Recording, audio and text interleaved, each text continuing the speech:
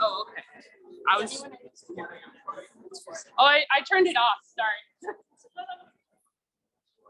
Good morning, everyone. Well,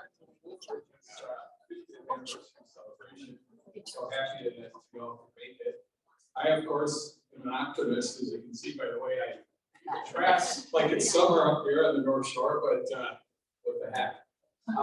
Thanks so much for coming out. I mean, we have a lot of people that have been involved with Wolf Ridge over the years for various reasons, some back to the beginning. Our founder and his family are here.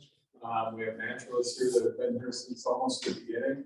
I even saw, I don't know, see a few future naturalists in the crowd, hopefully. So welcome and thank you very much. I mean, Wolf Ridge has a fantastic history, back 50 years now.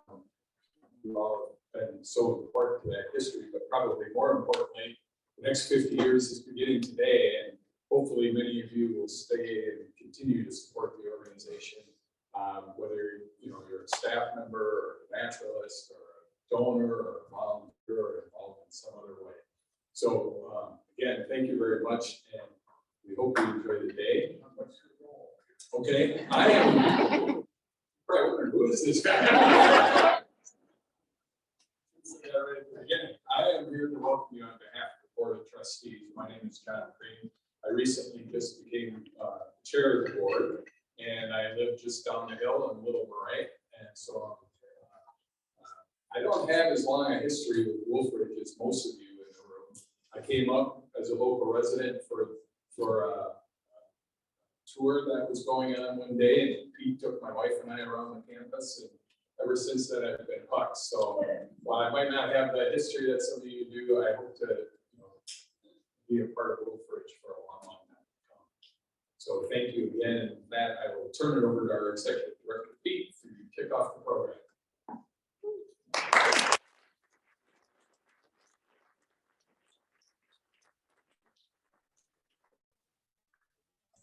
Good morning, everyone. Welcome. Those who may not know me, I'm the executive director here at Wolf Ridge, and I'm honored, humbled to have all of you here. It means a great deal to all of us. On behalf of the staff, people that have and continue to serve Wolf Ridge, welcome, and we are thrilled you are joining us in celebration here. Looking back, a little bit looking forward as well, and that today I can give you just a little quick overview of what's going to occur here. I'm going to say a few words, and then we have a featured duo today as our guest speakers. Guests, that John and DJ Polstead will be speaking here. I hope to hear a few stories from all of you, or at least some of you.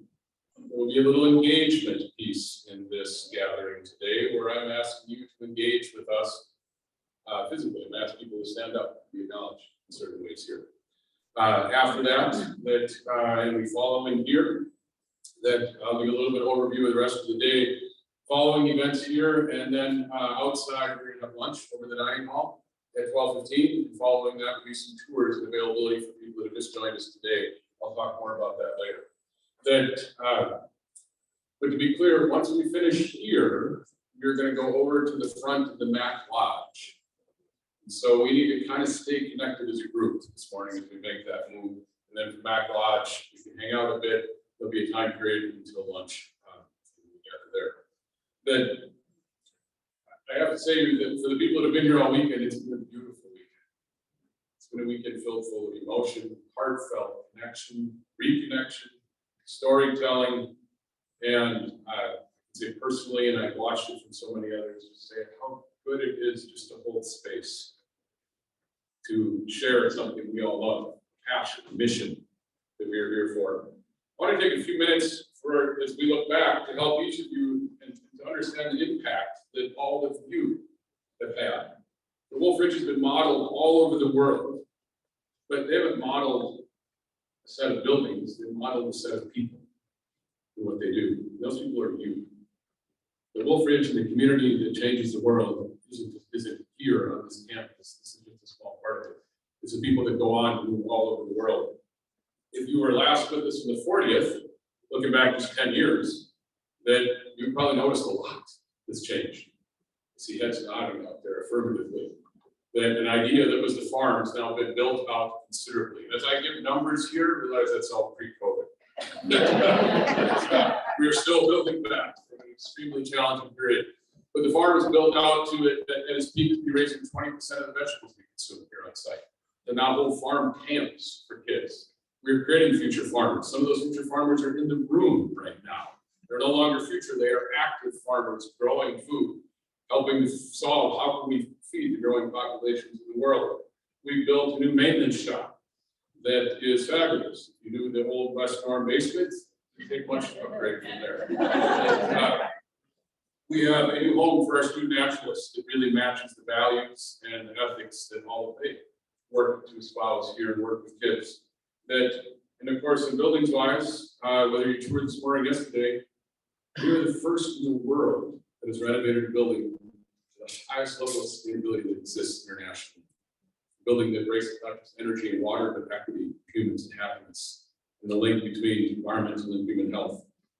That we have built a relationship with the Grand Portage Band of Ojibwa through the work of several of our staff for several years now, that we conduct our operations on the ancestral and current treaty authorized lands of the Grand Portage Ojibwa. Those are the people whose land that we are doing all this great work on. We now have a relationship there to the point in which our own David Steeler has been teaching regularly at Oshkosh at the school, conducting a field-based environmental science program. That I can tell you that those are just a few of the examples of what's been achieved in the last 10 years. If you drove in, saw plastic tubes, you might have seen it in culvert. On land stewardship, we've been working with forestry projects, climate adaptive forestry projects, restoring natural and the native forests, but also with an eye towards the future, because the future is not going to be what it was 100 years ago. We're working to do that. We're increasing aquatic habitat. We're addressing invasive species issues down along Sawmill Creek in really creative ways. If you're part of the graduate program, we formed a new partnership with Antioch University. We still work with UMD, Northland College, several others, but our primary graduate student relationship is with Antioch University. And finally, you see one of the values we want to extend in the world. We now have 68 acres of land on the shore of the world's greatest lake, 10% of the world's surface fresh water. A vision that we are working to achieve to more intimately connect the kids we serve with fresh water and the needs and access and availability for our future. The idea for all of this, as we all know, began 50 years ago in Cloquet, Minnesota, where Jack Nakata, a school teacher, motivated a group of students who cared desperately about what they were seeing and observing in society. They created a group called SCARE, Jack ordered, SCARE, Students Concerned About Our Ravaged Environment. I think that might still hold true today.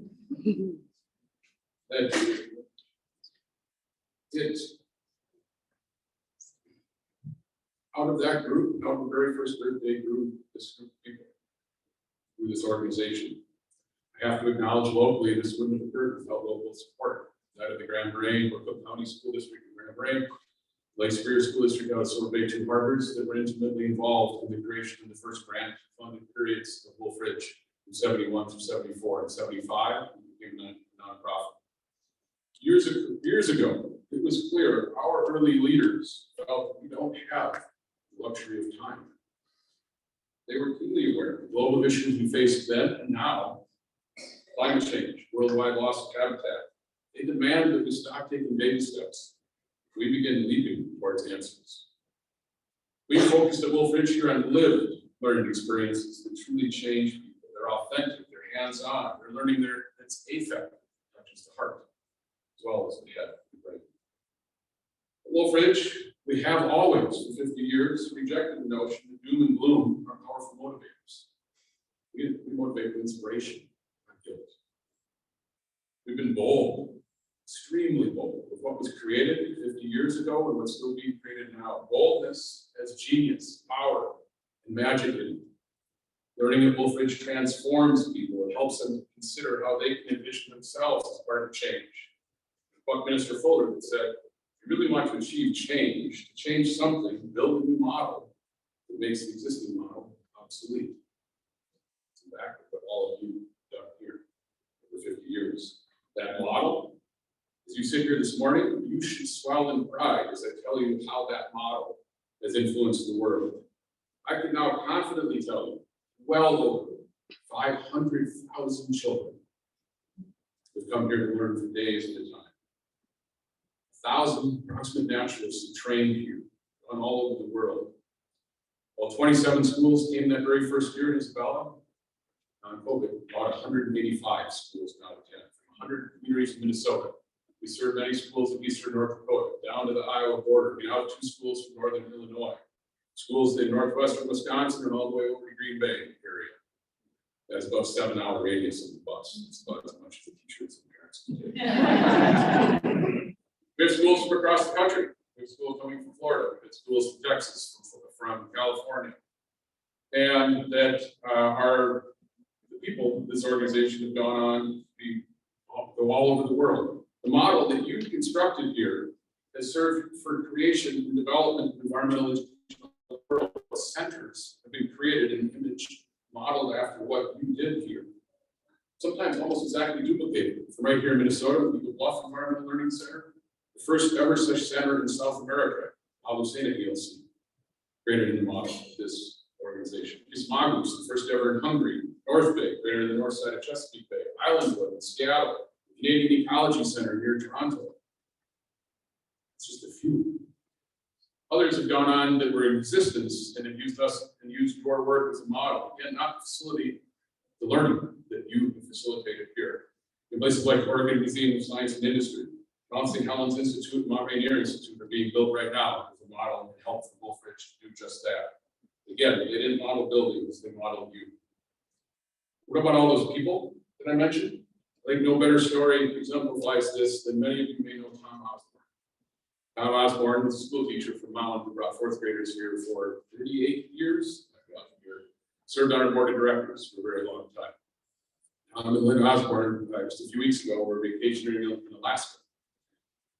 We flew to Alaska, it's kind of cold. We put a jacket on. We wore a Wolf Ridge with a jacket. Many of you have experienced this. You got off the plane in Anchorage, you're walking down, and here's this person that jumps out of their seat when the concourse is walking by, whips around. Are you from Wolf Ridge? I came there as a kid. And they began to tell the story of impact and how it changed their life. A few days later, they're on the Homer Spit. They're walking down the dock to go charter fishing. Somebody jumps off a boat, comes down the dock. Hey, are you from Wolf Ridge? He tells their story. And he's just like, what? I'm in Alaska. I'm a 4th grade teacher from Mound. This happens in Mound. 3 days later, in a hotel in Seward, walking across the lobby, you're from Wolf Ridge. And the story was repeated. I hope you're beginning to feel the pride that Tom Osborne described me. I've never been so proud to represent an organization than I was as I walked through these different areas of Alaska. That those people have gone on to become not just educators, and I'll highlight some of them, and I'm going to use some names. As you get to me and to all of you, this is personal. And I'm going to use names because they're examples of people. And their examples was popped into my head. You talk to any of the permanent staff that served here, if anyone's been with the organization for a while, they're going to be able to add 100 names that I just didn't pop into my head. Wolf Ridge people now are senior climate scientists and researchers at Stanford University, such as Nancy Grumet-Crowdy. That they are people who created entire new centers in countries that didn't have infrastructures of environmental education, such as Kevin Newmeyer and Peter Dunn. They lead science and education organizations, such as education efforts at the American Museum of Natural History, where Chris Filardi is working. They have led the herbarium from Harvard University, such as Mark Beilstein. They lead efforts in national and state parks throughout the country, such as the Chief Interpretive Ranger at Yosemite National Park, Eric Westerlund, or Diane Dean, the longest-serving naturalist of Minnesota State Parks. They've influenced environmental policy in organizations such as the Nature Conservancy or a science policy advisor for the DNR, such as Jim Manolis.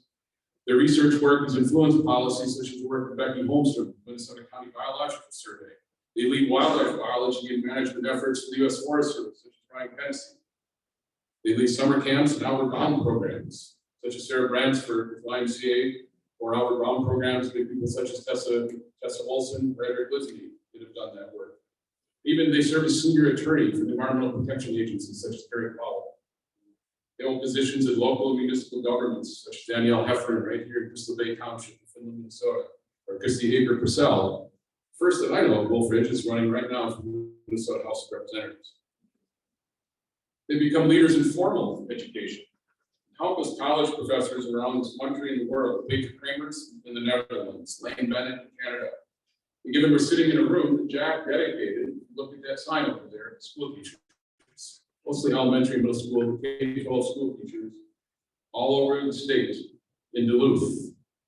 The 3 of the 5 science teachers in Hermantown schools featured on the Women of Science in Hermantown, Wolf Ridge, Wolf Ridge, Wolf Ridge. They right here on the North Shore, they're formal educators that educate our children in 2 Harbors, Jeff Packer, in Grant, in Silver Bay, Katie Fritz, in Grand Ray, Katie Christensen.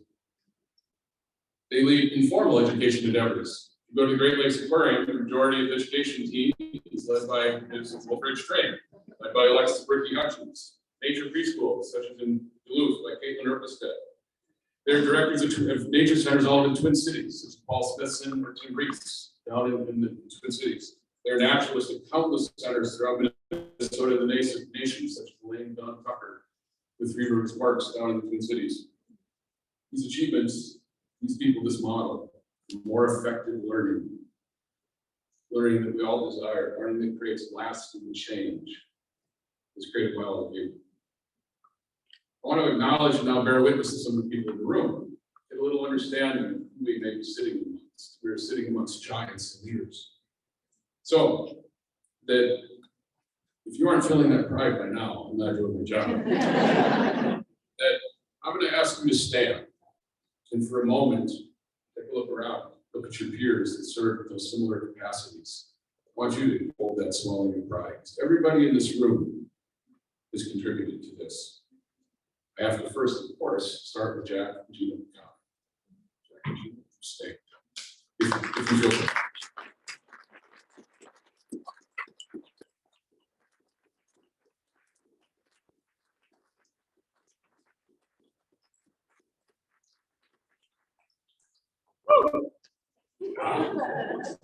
none of this exists without Jack and Gina McConnell, the founders of Wolf Ridge. They're joined here tonight.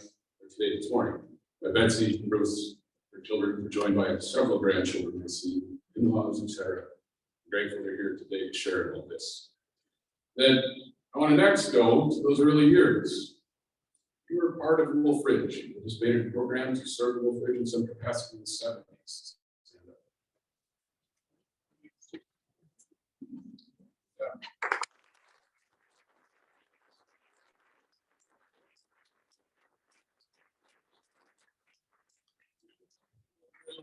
Up and down, up and down. The 80s. Wolf Ridge in the 80s. You'll see the 80s.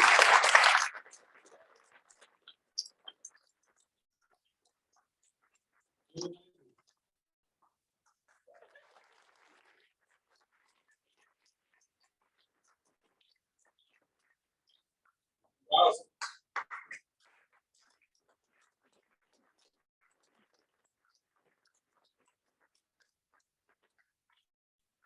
2010.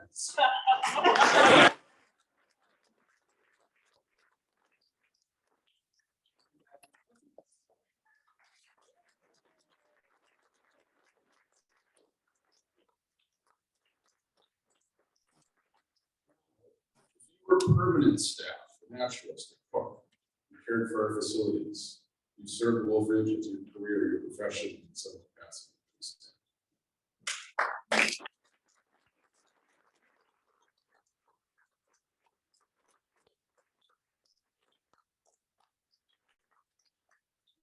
Participated in our naturalist training program as a graduate student, as a student teacher, as a wildlife NAP, as a farm NAP.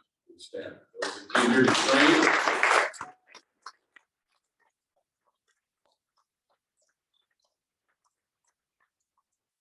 We were a summer camp staff, wilderness trip league, family camp staff. Stand.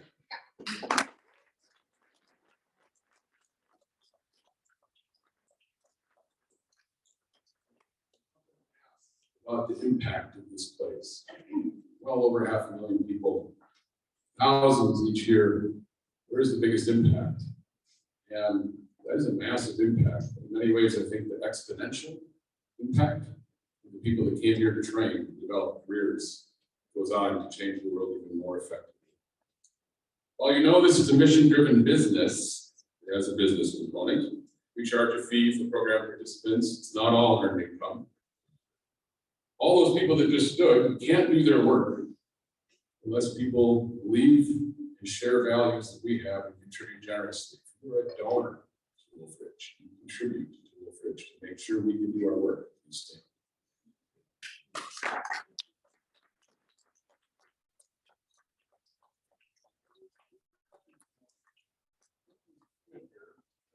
You know, greater expression of commitment. There are a number of people. Raise your hand if you are somebody that has created the values you want to extend into perpetuity by putting us in your stage of will. Plan giving our leaders of the path. Thank you.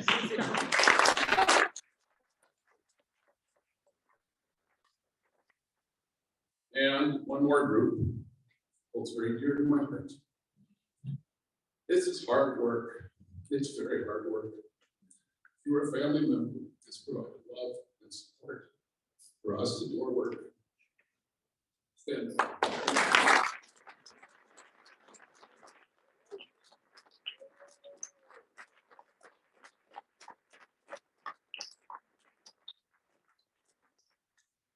Lastly, current staff and board members. Stand.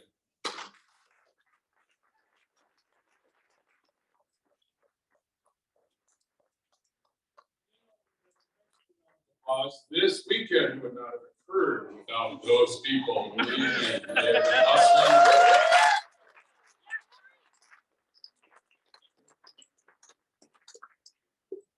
That one group that we can't acknowledge, but I would strongly encourage you, while we get a chance to gather, there are people working in our kitchen.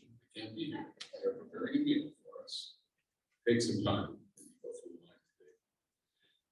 I'm about to introduce our featured speakers. Join me up here, John and BJ Kolstad. In doing so, I've left something until the end. Another reason this stands out, accomplishing continues to do, is something that Jack led in the very early years. 1980 in school. Doesn't seem like that big a deal. You have no idea how unique that is. I've worked all over the nation now, in environmental ed, worked with hundreds of different residential facilities. That is a unique thing to Minnesota. That was led by Wolf Ridge. All the residential centers in Minnesota are now accredited schools because Wolf Ridge created that model. There are others doing this work throughout the country, doing great work. They're fabulous, very successful organizations. They are not accredited schools. It's unique. And that deserves a whole different sort of level of credit based upon the fact that is what distinguishes us. We're not playing out the woods as children. This is academic learning in a field-based, hands-on manner. That distinguishes who we are. Facility mimics and models that value. When I think of how did we, it's one thing to get credit, it's another thing to actually now drive a process of facilitation of learning experience to create curriculum that is going to embody that. For, I bet there are many people in here that could echo this. If you go to just about any nature center around the state, many throughout the nation, you look in their curriculum resource files, what might you find? A Wolf Ridge lesson plan. It is oh so true that the curriculum and the framing of learning experiences here defined in a manner that has assessments, conceptual goals, outcomes that are linked to academics is an identity that has been paramount to the value that we have promoted here for years. And there are many people for decades now who have carried this. Joan Lori Bless, Peter Harris. When I think of a duo or a team that have founded, created, embodied, developed that facilitation of learning experiences and curriculum, no one can speak better on the 50-year reflection of John and BJ Kolstad.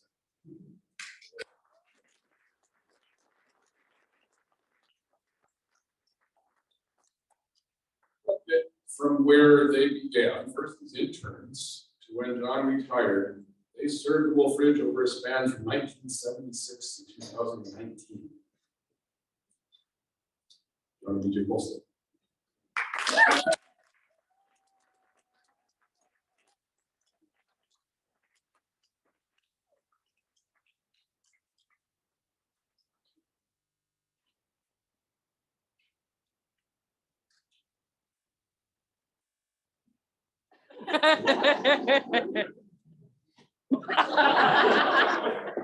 Are we supposed to follow that? Thanks, Peter. Is he about the greatest speech maker you've ever heard?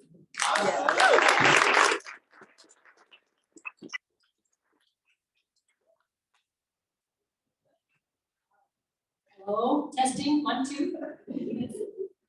Thanks, David, for your words. And thanks, John Prime, for joining the team as chairman of the board. That's not an easy position. We're happy to have you. And also, we want to thank the Wolfridge staff for setting up this reunion. I know Peter already said that, but it's been a lot of fun to be here this weekend. It's been a lot of fun to be here. I'm not used to using microphones. I think people, when they're teaching students, use microphones. Well, the first thing on our lesson plan today Oh, is yeah, we've got to follow the lesson. Deal with that, so here we go. Let's see. Do we greet people? Oh, well, it's easy to greet, yeah. But what we should probably do is just go around and have everybody say their name. But we're not gonna do that. But let's move on. okay, we just have to have a grabber, it says. The grabber, oh, that's where you get the attention of the audience. Yeah. How about this? Does anyone here know what ELC stands for? Shout it out if you know. Environmental Learning Center. Nope, wrong. We were at a meeting once when Jack Ricotta said, you know what ELC really stands for? Everybody loves Chip.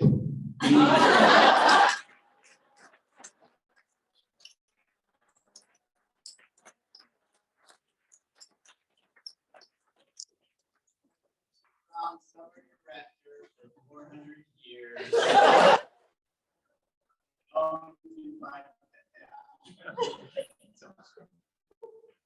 We're also supposed to introduce ourselves as teachers to our students. Oh, introductions. Yeah, introduction. So my name is BJ Colstead. I came here in '76 as BJ Smith and as an undergraduate intern for 3 months. And then I came back in 1980 as a graduate student bachelor's for 9 months, as many of you did. Then I came back in '81, starting as a permanent staff person with the name of BJ Colstead. And then I left Wolfridge in the year 2000 to work with local schools that came to Wolfridge as their curriculum director. For North Shore Community School in Two Harbors, which some of you know, they still come to Wolfridge today. And similar path, I came as an intern, 3-month intern, 76. We didn't, that year we didn't do much teaching. You might recall that was the year of big forest fires, and the crew at ELC that year, we spent a lot of time making sandwiches for the forest fighters. I hardly taught a kid at the time, and look what happened. So, and then I came back in '81, Nikki and I ran programming, and we shared the programming duties, so we were the only 2 naturalists at the time, and we learned very, very quickly that BJ should handle personnel, and I deal with inanimate objects. We separated our duties very easily. And I wanted to retire or move on around the year 2001, but David Steeler, who replaced me, was still in elementary school, and I had to wait 16 years for him to grow up. Over for me, so I left in 2017 or so. Begrudgingly, I love it. Best job in the world. Let's see, we're also supposed to assess our audience. You've all been taught to do this. Audience assessment, yeah. Let's look around, we see Yeah. a lot of old people. There's a lot of young people too. We've seen a lot of young people this Oh, weekend. yesterday, babies and 99. All right, we'll address them as 9-year-olds. I don't understand this. Let's start with, Speaking very slowly. let's start with a few jokes, maybe. 9-year-old jokes. Yeah, you got any? If they're daddy jokes, these are 9-year-old jokes. Some of you might remember these jokes. Better. Any more? What's this? A crooked rig.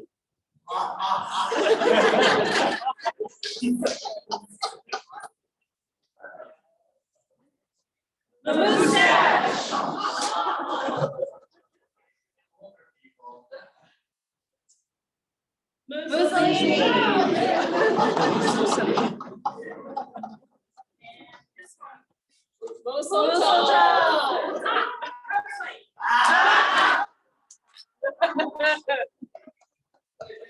We got our audience now. What are we gonna next? That's the audience what that symbol. Oh, is. spiral something or other. That's what Joe wants. Let's spiral. That's good. That looks good on the It looks like we're down to the content, actual content of our lesson plan. Now that we've done the reading grammars and introductions and all the funny little jokes and all that stuff. We're here today to talk about how Wolf Ridge has grown through the years in the last 50 years.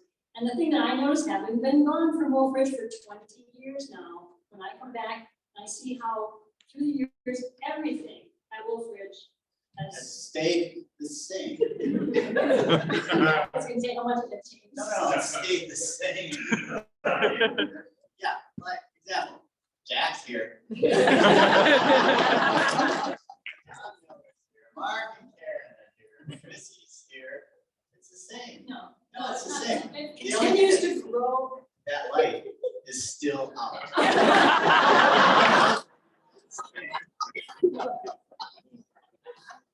Oh, when I look around, I think it's like, here's proof right here, these logos.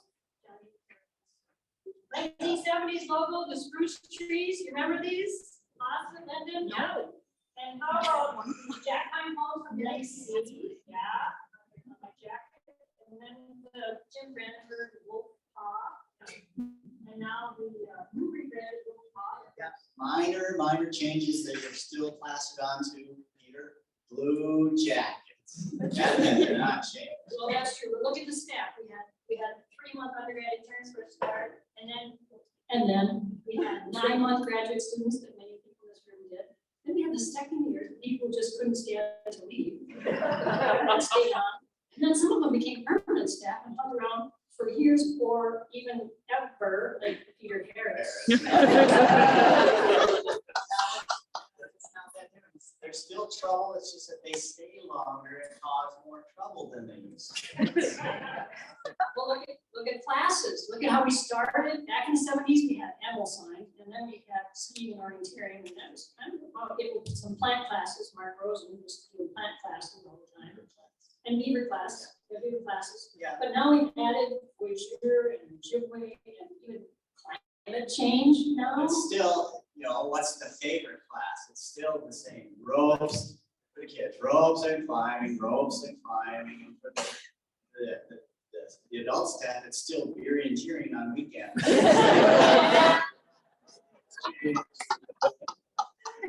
Only people who participated in that, so raise your hand. Equipment.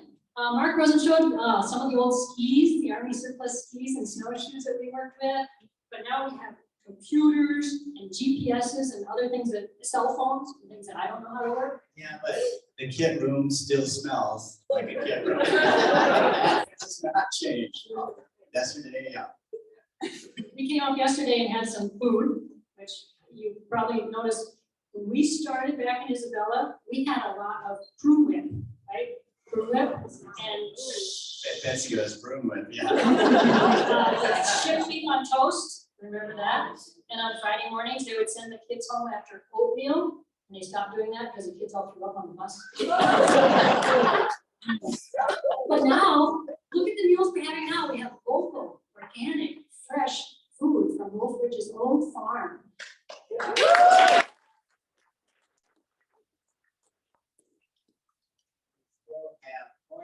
Smothered in mustard, my favorite. Clap.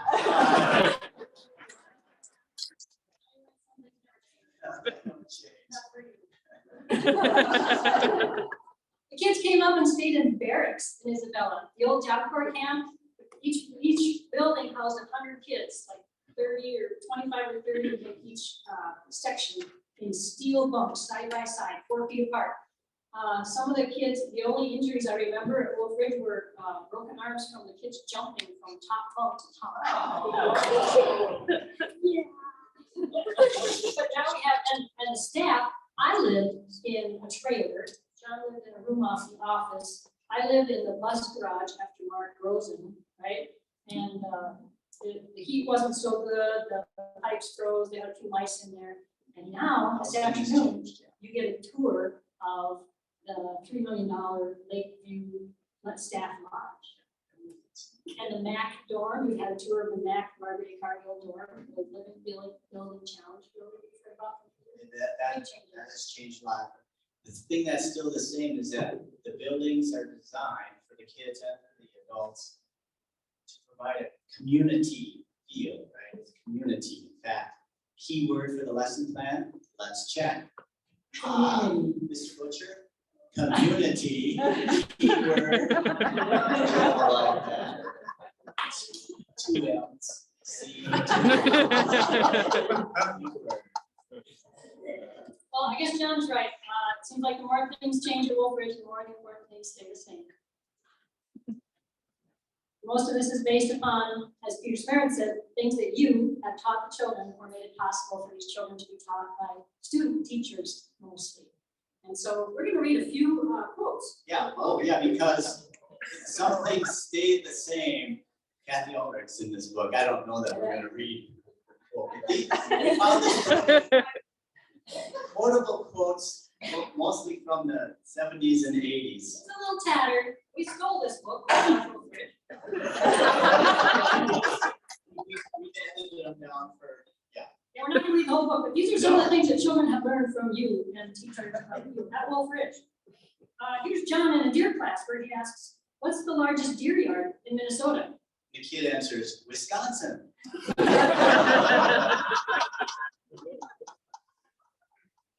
9th grade girl was listening to the Little Isabella River gurgle.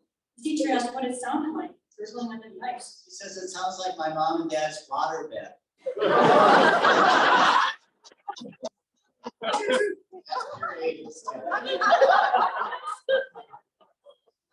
Audrey was being evaluated by me in class, and so the opening to the kid was, "That's BJ back in the back. You can ignore her."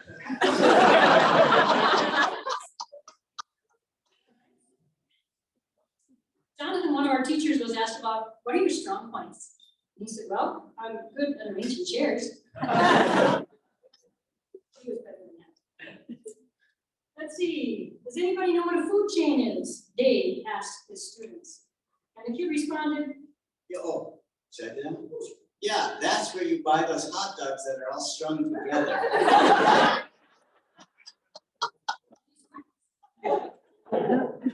a 5th grade girl was told that female beavers do 80% of the work on the dams and lodges. And she says, yeah, that's because Daddy Beaver is too busy watching Monday Night Football. Gary Emerson, she's not here today, right here. She was teaching here and said in stream studies, she said, "Yes, children, this is the only planet on Earth that has water in a liquid state."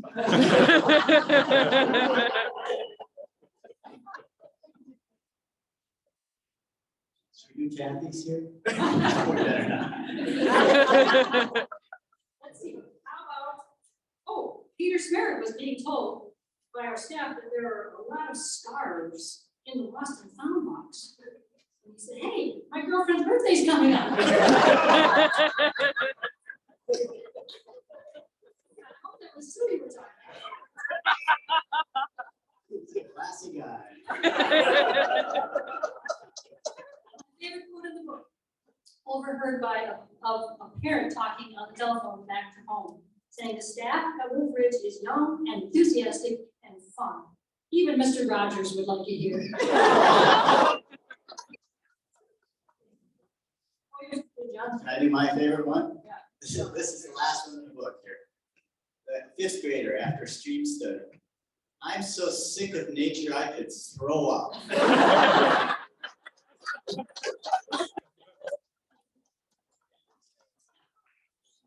On that note, we're going to move into the reflection and appreciation. And I'll tell you a short story. And I have Joe Oleski to blame for this story because in the year 2009, he came running up. He says, "John, there's this thing on the internet." And you remember, this is 2009. This is a while ago. There's a thing on the internet, both Joe and I go, it's a YouTube video of a guy dancing in a park. And I bet a lot of the young people have seen this. We watched it. It's a 3-minute long video of a guy in some park doing my bebop girl, dancing all by himself in this grassy park on a hillside. Does this ring a bell with anybody? Some people are going, yeah. And he said, "Watch this thing." And we watched it with the volume turned off because that's an important part of the story. So we watched for 3 minutes while this young guy was just all by himself doing this. Let me get to that. All by himself on this grassy lawn, and the camera backs away a little bit. Somebody's filming this. And there's a crowd of a couple hundred, mostly young people, sitting on the grass at this park. It had to have been California because it's weird. And they're dancing. He's dancing all by himself. And after about 20 seconds of video, you think, well, this is really exciting. Another guy jumps up, runs up to him, and they start dancing together. No communication, no instructions. They just start beating on each other. And the leader dances, kind of looks at him, like this, and the other guy starts dancing. Within another 20 seconds, another young lady comes running up and starts dancing. We're about 2 minutes and 30 seconds into the video. In the last 40 seconds of the video, 200 people get up spontaneously, it looks like, and all start the California dance thing. That is the weirdest thing I've ever seen. Let's watch it again, John, with the audio turned on. And it was being narrated by some sociologist or some psychologist or some sociopath or something. Somebody what he thought was going on. And he talked about the leader. Here's the leader. Weird, all by himself, doesn't need anybody. He's not very effective though. He's just all by himself, but he had this dream, this California dream going on. And then, here's kind of the crux of the whole story. The first follower showed up. Some guy said, "I can do that with him." And they showed up and started dancing together. The psychologist says, and then another important part comes in here where the second follower says, "I agree with this." And they show up. No rules are exchanged, no expectations, just I'm doing this to be part of it. They call it a movement. This is how a movement is started. And then in 40 seconds, 200 people join the movement. And then the video cuts out and we just look at each other like, well, Jack Piccata was the dancer guy, right? Way ahead of his time. Weird. Minnesota, not California. But he's up there doing his thing. And all of us who have ever worked with Jack, did he just come in and read us the rules? He just say, now this is exactly what's gonna happen. No, he just said, hey, who's gonna join me in this? And most of the people in this room, if you've worked here, which I saw you stood up, you are the most important. Well, sorry, Jack. You are more important than Jack Piccata because you joined. You made his vision a movement. It's very important. And what was that? What was I going to say? Oh, that's about it.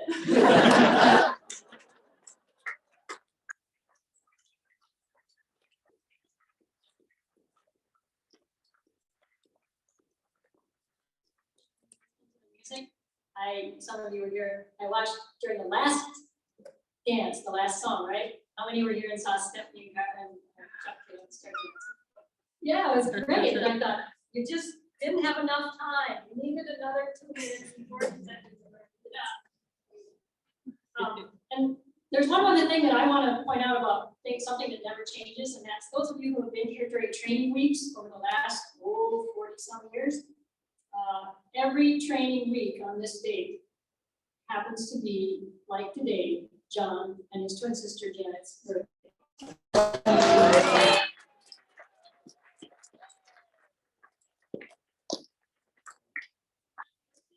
Janet? Yeah. Stand up and dance. Birthday to you. Happy birthday to you. Happy birthday, dear John. Happy birthday to you.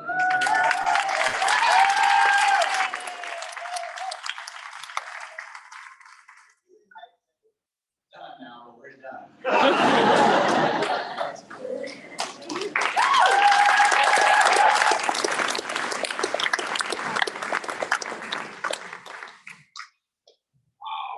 I knew they would balance my emotion and seriousness. Yeah, exactly. Thank you. Very much. Now, it's your turn. Heard a little bit from me, heard from John and BJ, David Butcher, with Cordis Mike. People that we were here 10 years ago, we did this, and I know that there are some of you that might want to say something. If you have a thought you'd like to share, impact you've seen what you have, I think it's touched you personally. I was gonna go around here with like, you don't have to like back. Stay safe. Love to have you introduce your name, maybe what's your connection with it? Work here, serve here, support us in some way, and then tell us something. I don't want to take too long, so the story is brief. But I really do think that's important because again, it's all about you today. You might want to share something that others need to know. We think it's important for us to continue. Anyway. You the first follower. I have a question. Yes. Awesome. How many people, I'm Lawson Gertis, I live in Isabella. And I was an intern in 1977. Can everybody hear me? You can use the microphone. Okay. 1977, and I just have a question for the group. How many people feel that at some level, sometimes a really significant level, that the Environmental Learning Center set the trajectory for your life? All right. Yay. Well, that's the way I feel today. And it is absolutely true. I could go into all kinds of details about that, but I'm going to pass it on to the next person. Jim. Okay, good. Run, David, run. My name is Jim Manolis, and Lawson said that perfectly for me. Yeah, and I can't believe it goes back to almost the beginning for me. 1976. I had my first experience in a ELC bed, and I was 10 years old. And but I got to go out and learn their business, and literally, I mean, I said after that, I want to be a naturalist, and so it really set the. I've been in environmental work and conservation my entire career. I work with Nature Conservancy now. I partner with Wolf Ridge, partner with lots of folks in the Northwoods, but I was an intern in 1987. Great experience with that, and just really glad to be here. I want to thank Jack, the whole crew, everyone here for everything. It really is impressive.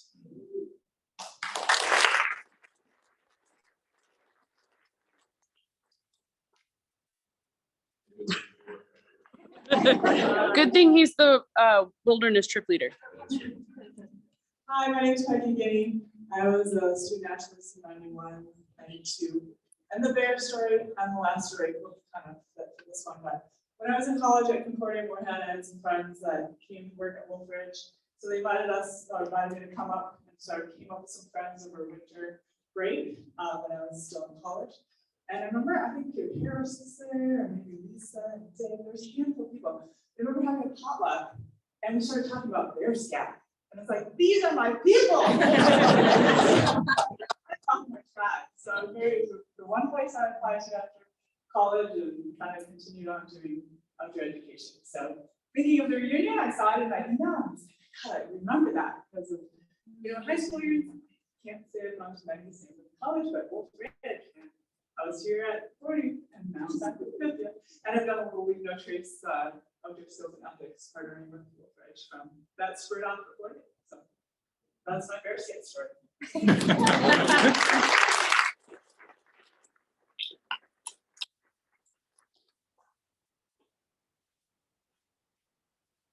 This is a great thing for me to do. So I'm Linda Starr and my dad was George, and he taught at UMD, and he had experience or taught many of the original people who came here, including Jack.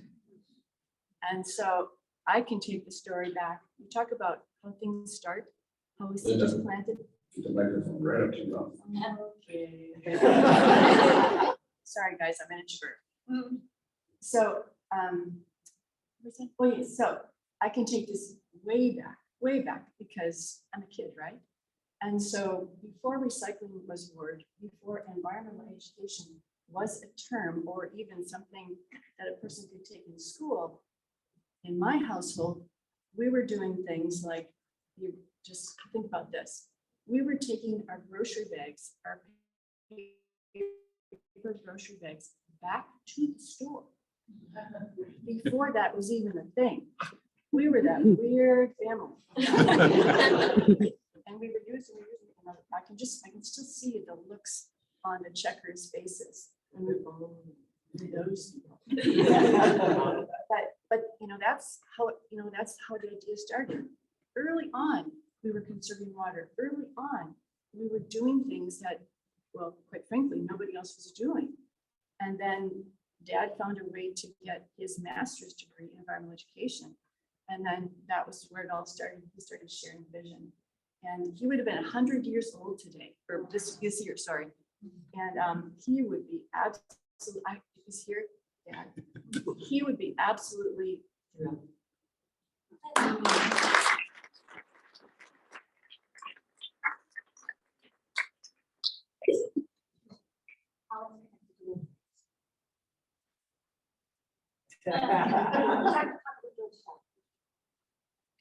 So, well, I will give it to Jack because he's great. We talked. So one of the things that happened in the early years, and when I was going through Dad's things after he died, I found reams of copies of the letters that he wrote to agencies and places to say, we need to do something here. We need to create an environmental center. And he made many trips up to Isabella and all through that thing. And of course, and Jack became part of the story as well. And you have a story to tell as well.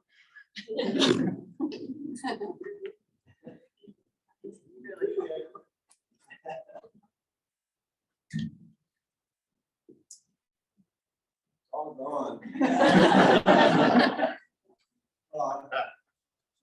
Jim Winnan came to Isabella a few months after I did.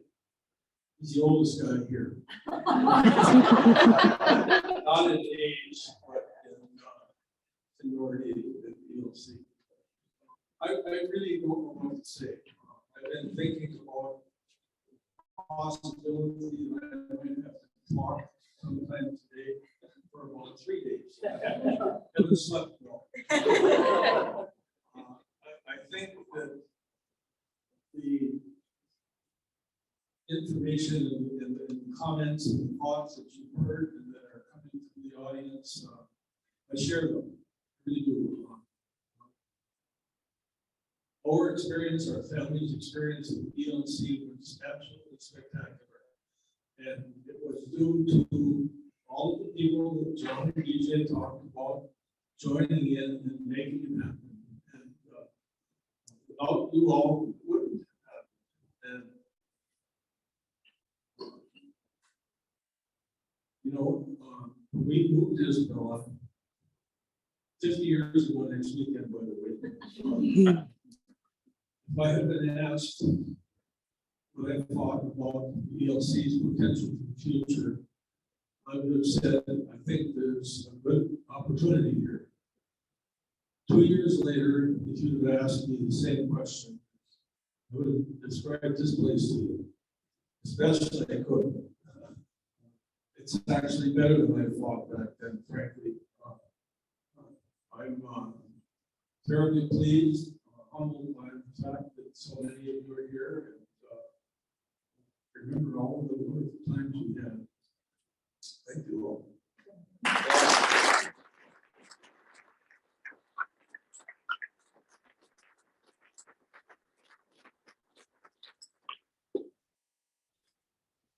Hi, I'm Robin. I was a naturalist in 2011-12. And I have so many incredible memories as a graduate naturalist, like I'm sure many of us do, of things that are best not repeated in front of the board. People falling off roofs, experiencing all the shenanigans we got up to in the West Storm. But one of my very first memories of sort of the learning to be a naturalist program was a memory of Betsy Mead teaching us a class, and we walked in and the circle of chairs was set up so that there was a gap in the chairs. And she explained to us that that was so that when people came in, they would know that they had a way into the circle so that they could actually come in and be part of the circle. And it blew my mind. That's such a small thing could send such a powerful message. And now I'm a teacher. I'm a licensed teacher. I teach middle school theater. And you wouldn't think that there are many transfers from teaching environmental learning to teaching theater, but I still think about the lessons that I learned here, like making sure everybody has a way into the circle. I'm looking at Betsy, she's trying to know. And that when you're outside, you should always, as the teacher, be the one looking into the sun so that your students don't have to. And that it's so important to learn everybody's names when we start a class. Things like that, that are not so much about the content, but about how we as educators make everybody who are teaching really feel like they're part of the community. And that's, I think, what I take away from Wolf Ridge more than anything else.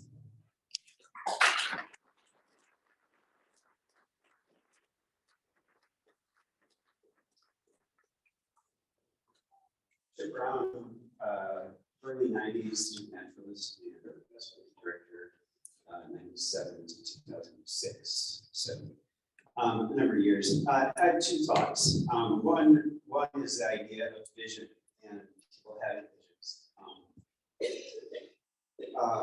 I never had vision.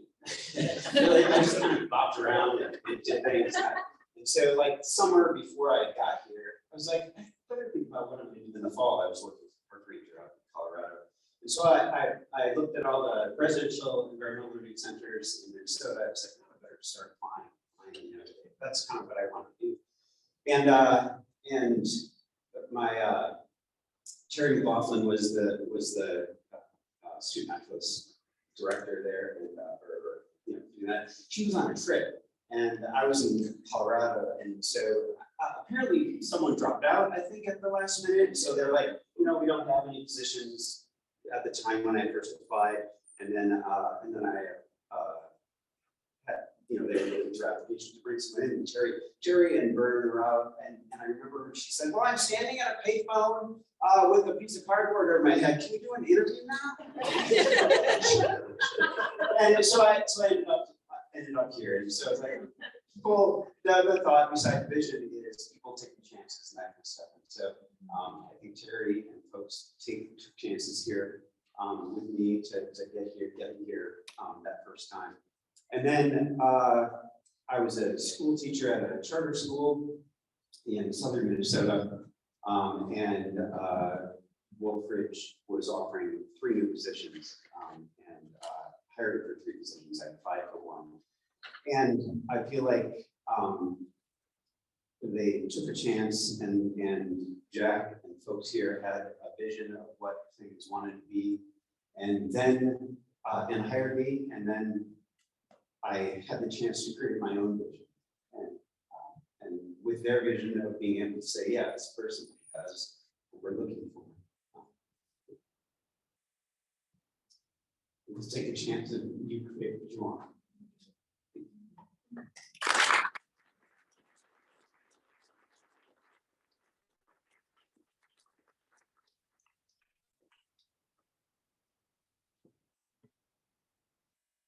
Elaine Tucker, student at 2001, 2002. I was showing off for my 12-year-old here, talking about, we were doing the ropes course, and we were talking about what challenge means, and what as I remember it, one of our goals was to understand and communicate to the kids that challenge and facing it would mean something different for everybody potentially, and some folks, when they face, the rock wall or ropes, they're gonna get all the way to the top, they're gonna get all the way around. And so it's the struggle for us to create, help them figure out how to challenge themselves. And other folks, it's an emotional challenge or a physical challenge, or sometimes both, to even start, right? So there's the backdrop to the story, which I told someone here yesterday. I remember sort of trying to communicate that to a group of students as we were pulling up to Skyview. And there was a young man in the group that week who had spina bifida, and he moved with some of those arm crutches. And he declared that he was not going to participate. And, you sort of go, okay. And you get things going, and you circle back, and you check in with that kid. And after a while, he watched and saw his peers, and some of them were supporting him and encouraging him. And he said, well, okay, so he would take the challenge and do what he said he was here, and the next step was, well, your challenge is then I want you to it. He said, so after a while, he said, okay, I'll clip it, and he did. And by the time he clipped in, we had encouraged him, and everybody's cheered him on. And he said he would head out onto that swing bridge. And that's a physical challenge to him, but at that point it was an emotional one too. So that was exciting to all of us. We cheered him when he did his challenge for him. He put his feet out there, but then he realized he could hold on to the railings, right? And that gave him enough physical support that emotionally he was ready to take those steps. And we'd arranged I was going to walk with him, but I was going to walk behind him and let him have his space. And we started talking as he stepped, and Skyview goes up. So he started walking, and he started telling me about his family. He's adopted. He had an adopted brother who uses a wheelchair. And the more he talked and started looking around, he got focused on that, and he kept walking. And at some point, he was most of the way up, and it hit him how far he'd come. He started getting really excited. And I was getting, and everybody down there was getting really excited. And he made it up onto that first tower, and you could see Lake Superior from there. And we both started crying. And he talked about how he thought that even his brother could come there. I was telling him, oh yeah, you could. It's still an emotional challenge, even if you can't get your own feet going. He talked about how he was going to get his brother to come here and maybe even help push him along the ropes course. He stood there for a while, looked out, and he turned around and went back, and everybody cheered. It was amazing.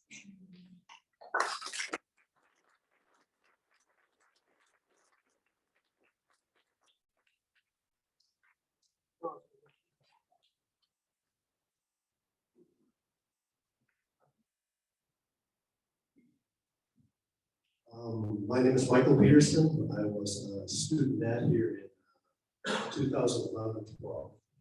Is that right? 2010-11. Seems like forever, yeah. God, I've been sitting and thinking what I could tell you. I could tell you so many things about how I ended up here. The profound change this place has had in my life is just, yeah, to be a part of this community and how it affects me day to day, everything I do in my life, and how it affects my child, my daughter, who's 120 day to day, and she holds me accountable. My daughter is a junior now at Hamlin College, and she just declared her major in system environmental studies, which I got a degree at the University of St. Thomas environmental studies, from mother McAllister environmental studies. I mean, she's just like holding us accountable now. She's like, Dad, I'm 20, what's going on? What have you been doing? But I have been doing something. So what I'm doing right now, I was absolutely terrified when I came to Moose Ridge. I have commercial fished in Alaska. I've been in storms. Been construction worker most of my life. I've been 230 feet up on a tower installing a wind turbine. That does not faze me. This used to scare the crap out of me. I couldn't even look in your eyes. I remember standing in that doorway right over there. It's so cool to be in the space again. I was about to give the evening moose presentation. And there was 200, 300 junior high kids there. They were the scariest things I've ever seen. I'm not kidding. I was like mortified. If Zoe is here right now, I will tell you what I told Zoe, and I told her in my head. I would watch her as she was growing up. I would watch her lock up and get scared or anxious. And we'd have a conversation about, really a naturalist conversation about what we are. I mean, we have no fur, we have no teeth. What are our defenses? It's this. Hopefully there's something up there. But before we would say this, this would always come out of Renaissance.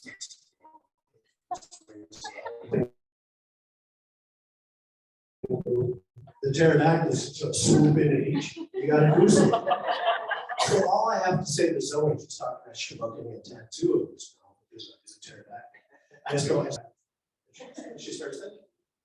I stood over there and told myself pterodactyl. And I went up and gave the moose presentation. I think I was wearing a diaper. I made it. And then Joe, who was willing to take an older guy, I'm 2 years younger.